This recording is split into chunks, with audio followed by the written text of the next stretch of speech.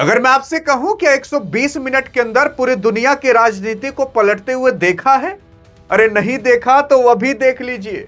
क्योंकि जैसे यूएई के राष्ट्रपति भारत पहुंचते हैं और मोदी सारे प्रोटोकॉल तोड़कर उनसे गले मिलते हैं ना, भाई साहब पूरी दुनिया की राजनीति ऐसी टूट जाती है और ऐसे पलट जाती है कि जैसे लग रहा था कि भारत के साथ तो अभी कुछ हुआ ही नहीं था। और उसके बाद इतने बिलियंस ऑफ डॉलर की साइन कर देते हैं यूएई के राष्ट्रपति आकर ना, कि आप अभी सुनोगे तो हैरान हो जाओगे। कहोगे कि यार ये क्या हो रहा है भारत के अंदर। कुछ चुनिंदा दिनों के अंदर भारत के अंदर इतनी इन्वेस्टमेंट आ चुकी है। और भाई साहब इसे देखकर आपका ट्रंप, पाकिस्तान, टर्की सब हैरान हो चुके हैं कि आखिरकार ये भारत के साथ हो क्या रहा है। आइए देखते हैं कि आखिरकार क्या हो रहा है। और जब आपके यूएई के राष्ट्रपति भारत आते हैं तो कौन सी डीलें साइन करते हैं और कैसे भारत की पूरी छवि पूरी दुनिया के अंदर बदल जाती है। अरे वही भारत है जिसे डोनाल्ड ट्रंप ने कहा था कि India is a dead economy. जो भारत है वो एक डेड इकोनॉमी, इसमें जानो नहीं है। लेकिन आज वही डेड इकोनॉमी आप देख सकते हो कि यूएई के ही शेख, यूएई के राष्ट्रपति भारत आते हैं और गले मिलते हैं। आपके मोदी साहब जानते हो अपने गाड़ी में बैठाकर लेकर जाते हैं सभी प्रोटोकॉल तोड़कर। जैसे रूस के राष्ट्रपति ने मोदी को बैठाया था, फिर जब रूस के राष्ट्रपति भारत आए फिर मोदी ने अपने गाड़ी में बैठाया, वैसे ही आपके यूएई के राष्ट्रपति को बैठाया। मतलब सोचिए मोदी के साथ जाने आने में लोगों को हल्की सी भी हिचकिचाहट नहीं होती, हल्का सा भी डर नहीं लगता। कहते हैं कि यार मोदी है ना, तो आइए चलिए चलते हैं, भारत है। देखने की कोशिश करोगे तो अभी संयुक्त अरब अमीरात, जो कि जिसे आप यूएई के नाम से भी जानते हो, उसी के ही राष्ट्रपति जो कि मोहम्मद बिन जायद हैं, वो आए थे भारत के दौरे पर। भारत के दौरे पर ये जब से राष्ट्रपति बने हैं तब से 3 बार आ चुके हैं। और अगर इस दशक की बात करोगे तो एक दशक के अंदर लगभग ये 5 बार आ चुके हैं। हाँ, मोदी भी जा चुके हैं, कईयों बार जा चुके हैं। जब प्रधानमंत्री बने थे मोदी तब भी गए थे, 2018-19 में गए थे, अभी जल्द में 2-4 साल पहले भी गए थे। तो ये भी यूएई जाते हैं, आते हैं। अब यूएई का क्यों इतना इंपॉर्टेंस है भारत के अंदर? क्योंकि आपको पता है कि भारत के बगल में एक छोटा देश है जिसको आप पाकिस्तान के नाम से जानते हो। ये पाकिस्तान हमेशा भड़काता रहता, कभी सऊदी अरब को भड़काएगा, कभी टर्की को भड़काएगा। अरे जैसे ट्रंप मतलब अमेरिका एक नाटो नहीं बनाया था जिसके अंदर 32 देश रहते थे, अगर कोई हमला कर देगा सब मिलकर हमला करेंगे। वैसे पाकिस्तान अपन एक नाटो बनाना चाहता है और उसमें कह रहा है सभी मुस्लिम कंट्री रहेंगी, जैसे सऊदी अरब, टर्की और बाकी अन्य कंट्रियां रहेंगी। और अगर हम पर कोई हमला करेगा तो हम मिलकर हमला करेंगे। मतलब सोचिए, भिखारी मिलकर मारेगा, भिखारी बना रहे, इसके पास खुद उतना पैसा नहीं है कि कहीं चला जाए, कुछ इन्वेस्टमेंट कर ले। हमेशा अगर इसको कहीं 1000-2000 करोड़ का काम भी लग गया तो इसे यार दूसरे से देश से लोन लेना पड़ता है। चाइना ने अभी तक सबसे ज्यादा लोन आपके पाकिस्तान के ऊपर ठोक कर रखा है। और अगर चाइना जिस दिन वसूलना चालू कर देगा, पाकिस्तान में भाई साहब इस हिसाब से कंगाल हो जाएगा, कभी आज तक उतना वो हुआ नहीं होगा। असल में भारत का जो रिश्ता था, भारत का रिश्ता आपके यूएई के साथ काफी अच्छा था।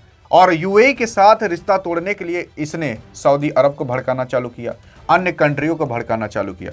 लेकिन जैसे ही आपकी यूएई के राष्ट्रपति भारत आ गए ना, तो भाई साहब वहीं पर ही पूरी की पूरी राजनीति और पूरा का पूरा खेला एकदम से बिगड़ जाता है पाकिस्तान का। और आप देख रहे होंगे कि अभी ट्रंप ईरान के ऊपर हमला करने का सोच रहा है, ग्रीनलैंड को लेने का कह रहा है, वेनेजुएला के राष्ट्रपति को उठवा लिया, बहुत सारे कारनामे कर चुका है। और उस बीच अगर यूएई के राष्ट्रपति भारत आते हैं तो भाई साहब ये तो सोने पर सुहागा हो गया। आप देख रहे होगे जो टर्की का राष्ट्रपति है, आप अगर इसे सोच रहे हो बहुत अच्छा है ना, भाई साहब इतना चोट्टा इंसान है आप सोच नहीं सकते। देखने की कोशिश करोगे तो ये सऊदी अरब है, ये यमन है और यहाँ पर आपका यूएई है, ये आपका यूएई है, इधर ये कतर है और इधर ही आपका ओमान है। तो अभी यही सऊदी अरब और यूएई के बीच लड़ाई चल रही थी, थोड़ी बहुत हो रही थी, जिसमें भड़काने का काम, घी का काम ये कर रहा था, घी डाल रहा था सऊदी अरब और, ताकि यूएई के बीच लड़ाई हो जाए। थोड़ा बहुत मुठभेड़ हुआ भी था, लेकिन अब यूएई भारत से मदद मांगने के लिए और बाकी अन्य चीजों के लिए आ चुका है।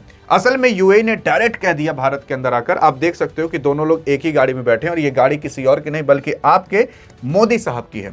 अब आप देखने की कोशिश करोगे जो आपके यूएई हैं, यूएई आकर डायरेक्ट कहते हैं कि देखो भैया हम आपको पहली खुशखबरी देना चाहते हैं। असल में जो आपके बीच और हमारे बीच ट्रेड होते थे, जो सामान का आदान प्रदान होता था, जो आप हमसे खरीदते थे हम आपसे खरीदते थे, वो अभी तक 100 बिलियन ही तक था। लेकिन अब हम इसे मिलकर सीधा 2x कर देना चाहते हैं, यानी कि डबल कर देना चाहते हैं। तो पहली अनाउंसमेंट तो यही आई थी कि जो इंडिया और यूएई का ट्रेड है वो सोचा जा रहा है कि 2032 तक 200 बिलियन तक कर दिया जाए, जिसकी वजह से भारत 2032 तक जो यूएई से ट्रेड करता है वो सीधा डबल हो जाएगा। मतलब ये 2026 चल रहा है, मात्र 6 साल के अंदर भारत और यूएई आगे चलकर डबल ट्रेड करेंगे। अब ये डबल ट्रेड करना जरूरी क्यों है? अरे जरूरी इसलिए है ताकि भारत में जो कमी रहती है वो यूएई पूरा कर दे, जो यूएई के अंदर कमी है वो भारत पूरा कर दे। भारत को भी पैसे मिल जाएंगे, यूएई को भी मिल जाएंगे। मान लेते हैं यूएई के अंदर कोई सामान है जिसकी कमी है, भारत यहां से पहुंचा दिया। भारत के अंदर मान लेते तेल ओल की कमी है तो यूएई पहुंचा दिया। अभी तक हमें रूस पर डिपेंड होना पड़ता था, अन्य कंट्रियों पर डिपेंड होना पड़ता था, लेकिन यूएई भी एक ऐसी कंट्री है जो कि भारत के अंदर इन्वेस्टमेंट भी करती है प्लस ऑयल भी पहुंचाती है। अब आप देख रहे होगे उधर ईरान से लड़ाई हो गई, सऊदी अरब से भी थोड़ी मुठभेड़ हो रही है, तो उस टाइम अगर भारत के अच्छे संबंध यूएई से होते हैं तो हमें तेल की कभी खपत नहीं पड़ेगी। मतलब हम तेल का अच्छा उपयोग और अच्छी मात्रा में अपने पास रख सकते हैं। अब देखने की कोशिश करोगे, अभी हाल फिलहाल 2024-25 में भारत ने सबसे ज्यादा ट्रेड यूएस से किया था। अब यही यूएस को देख के खलबला गया, भारत के ऊपर टैरिफ मार दिया, 132 बिलियन डॉलर का किया था। फिर चाइना से भारत किया करता था, लेकिन चाइना में अगर आप देखोगे तो भारत केवल मंगाता ही था, भारत यहां से भेजता बहुत ज्यादा नहीं था। 100 बिलियन का तो वही भारत के अंदर भेज देता था और केवल भारत कुछ ही बिलियन का यहां से एक्सपोर्ट कर पाता था। लेकिन तीसरे नंबर पर आपका यूएई था, जिससे भारत 100 बिलियन का ट्रेड किया करता था। अब यही 2032 तक 200 बिलियन तक का आंकड़ा छूने तक का इन लोग का इरादा है। उसके बाद रूस आता है, उसके बाद सऊदी अरब आता है, सिंगापुर आता है, इराक आता है, जर्मनी आता है, इंडोनेशिया आता है, नीदरलैंड आता है, और ये जितने भी संख्या लिखेंगे वो सब बिलियन में है। क्या भारत का सऊदी अरब से खराब रिश्ता है? नहीं, भारत का अच्छा रिश्ता है, लेकिन यूएई का खराब रिश्ता है। और यूएई का जो है भारत से अच्छा रिश्ता है, इस वजह से ये आग लगाना चाहता था, ताकि दोनों के बीच अगर आग लग जाती सऊदी अरब और यूएई के बीच ना, तो सिंपल सी बात है कि या तो सऊदी अरब भारत से नाराज हो जाता या तो यूएई भारत से नाराज हो जाता। लेकिन अभी ऐसा नहीं है, भारत दो के दोनों पक्षों को लेकर चल रहा है, और इसी वजह से कहा जा रहा है केवल ये 120 मिनट के लिए आए थे। मतलब 120 मिनट का मतलब केवल 2 घंटे के लिए आए थे, और इसी 2 घंटे के अंदर पूरा पूरा खेल ही पलट गया। उसी के साथ साथ अगर आप देखोगे तो अगर कोई भी बड़ा नेता किसी देश के अंदर आता है तो महीने 2 महीने पहले से ही प्रोग्राम बनने लगता है, भैया ये आने वाले व्यवस्थाएं करो। ये केवल 3 दिन पहले बताए थे, 2-3 दिन पहले बताए, उसके बाद आ गए, मतलब इमरजेंसी कंडीशन में आए थे ताकि कुछ हो सके आगे। असल में क्या क्या हुआ तो मैंने आपको ट्रेड के बारे में तो बता दिया, अब आगे डील क्या क्या हुई उसके बारे में समझते हैं। जैसे कि अगर आप देखोगे तो स्ट्रेटेजिक डिफेंस पार्टनरशिप को लेकर डील हो चुकी है कि भैया हम आपस में कभी लड़े उड़ेंगे नहीं, बल्कि अगर कहोगे तो सैन्य मदद भी कर सकते हैं। मतलब इस चीज का पार्टनरशिप का भी हो चुका है। असल में 4 जनवरी को जो आपके थल सेना के जनरल चीफ माने जा रहे हैं उपेंद्र द्विवेदी साहब, वो यूएई की मतलब यूएई गए थे और वहां पर भी बातचीत की, अच्छे रिश्ते बनाकर आए हैं, जिसकी वजह से अब ये पता चल रहा है कि भारत और यूएई के जो रिश्ते हैं वो सैन्य स्तर पर भी और बिजनेस के स्तर पर भी और वैसे भी काफी अच्छे हो चुके हैं। उसी के ही साथ साथ यार आपके तो यूएई ने डायरेक्ट ये भी कह दिया था कि भारत हम तुम्हारे साथ यार स्पेस प्रोग्राम में भी काम करना चाहते हैं। भारत यहाँ जो सैटेलाइट भेजता है आसमान में, भारत यहाँ से जो अन्य चीजें भेजा करता है आसमान में, मंगलयान, चंद्रयान, उन सब में भी अब आपका यूएई योगदान दे सकता है, जिसकी वजह से भारत का काफी बड़ा फायदा होगा। उसके बाद अगर आप देखोगे सिविल न्यूक्लियर कॉर्पोरेशन, यानी कि जो सिविल न्यूक्लियर प्रोग्राम होता है, इसमें भी यूएई भारत का हेल्प करेगा। असल में भारत ने कई सारे देशों के साथ ये सिविल न्यूक्लियर प्रोग्राम कर रखा है, अमेरिका के साथ कर रखा है, रशिया के साथ कर रखा है, रशिया के साथ तो अभी यहीं बांग्लादेशों में कर रखा है, तो ये भारत यूएई के साथ भी करेगा। अगर ऐसा करेगा तो इसमें क्या होता है ना कि इसमें यूरेनियम का इस्तेमाल करके इलेक्ट्रिसिटी बनाई जाती है, खूब ढेर कुल बिजली बनाई जाती है, तो उसमें भी अब भारत का योगदान आपका यूएई देगा। इसमें न्यूक्लियर बम नहीं बनाया जाता यार, बिजली बनाई जाती है ताकि वो उपयोग हो सके, तो इसमें भी अब आपका यूएई साथ देगा भारत का। एलएनजी होता है जो लिक्विड नेचुरल गैस होता है, उसकी भी सप्लाई करने का काम करेगा, तेल की सप्लाई भी करेगा, इसमें भी डील हो चुकी है। उसी के साथ साथ एआई में भी जो यूएई है ना वो भारत की मदद करेगा, और उसी के साथ साथ जो डाटा सेंटर होते हैं उसमें भी यूएई भारत की मदद करेगा, ये भी डील हो चुकी है। अरे डाटा सेंटर का मतलब अगर कोई आप ऐप बनाते हो तो उसका जो स्टोरेज है उससे स्टोर करने के लिए आपको एक डाटा सेंटर चाहिए रहता है, या कुछ भी बनाते हो उसके लिए डाटा सेंटर चाहिए रहता है। तो वो डाटा सेंटर में कई सारे कंप्यूटर्स, कई सारे चिप्स होते हैं जो कि पूरा पूरा डाटा स्टोर करके रखे रहते हैं।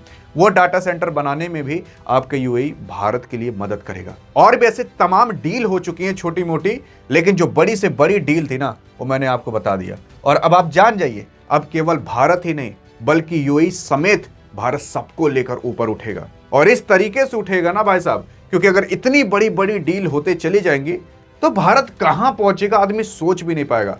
और एआई से संबंधित डील हो चुकी है, जिसकी वजह से अब भारत के अंदर जो एआई का क्रेज था, जो डाटा सेंटर का क्रेज था, वो और चरम सीमा तक पहुंच जाएगा और ऊपर तक जा सकता है। भारत को अब गैस की भी जरूरत मतलब कमी नहीं पड़ेगी, इलेक्ट्रिसिटी की भी कमी नहीं पड़ेगी, क्योंकि उसमें यूएई साथ देगा। स्पेस प्रोग्राम में यूएई भारत की हेल्प करेगा, आर्मी में भी भारत की हेल्प करेगा, और उसी के साथ साथ बिजनेस में भी डबल बिजनेस करने का है। मतलब चारों तरफ से भारत का प्रॉफिट हर जगह से।